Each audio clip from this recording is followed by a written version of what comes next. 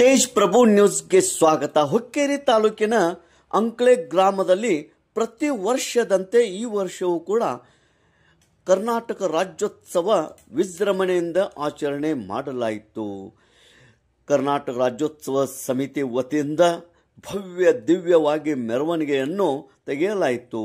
ರೂಪಕಗಳ ಮೆರವಣಿಗೆ, ತಾಯಿ ಭುವನೇಶ್ವರಿಯ ಭಾವಚಿತ್ರದ ಭವ್ಯ ಮೆರವಣಿಗೆ, ಎತ್ತಿನ ಗಾಡಿಯ ಮೆರವಣಿಗೆ, ಹೀಗೆ ಅಂಕಳೆ ಗ್ರಾಮದಲ್ಲಿ ಪ್ರಮುಖ ಮಾರ್ಗವಾಗಿ ಈ ಒಂದು ರಾಜ್ಯೋತ್ಸವದ ಮೆರವಣಿಗೆಯನ್ನು ತೆಗೆಯಲಾಗಿತ್ತು.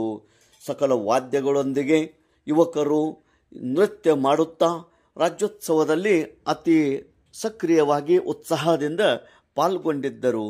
ಈ ಒಂದು ಕಾರ್ಯಕ್ರಮದಲ್ಲಿ ಕರ್ನಾಟಕ ರಾಜ್ಯೋತ್ಸವ ಸಮಿತಿಯ ಎಲ್ಲ ಅಧ್ಯಕ್ಷರು, ಉಪಾಧ್ಯಕ್ಷರು, ಪದಾಧಿಕಾರಿಗಳು, ಸರ್ವ ಸದಸ್ಯರು, ಗ್ರಾಮಸ್ಥರು, ಕನ್ನಡ ಅಭಿಮಾನಿಗಳು ಇದರಲ್ಲಿ ಪಾಲ್ಗೊಂಡಿದ್ದರು. ಪ್ರಮುಖ ಮಾರ್ಗವಾಗಿ ಅತಿ ಆಕರ್ಷಕ ಈ ಮೆರವಣಿಗೆ ಜರುಗಿತು.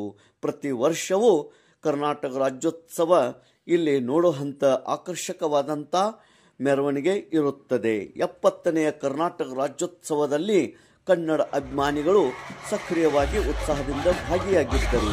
ತೇಜ್ ಪ್ರಭು ನ್ಯೂಸ್, ಅಂಕಳೆ.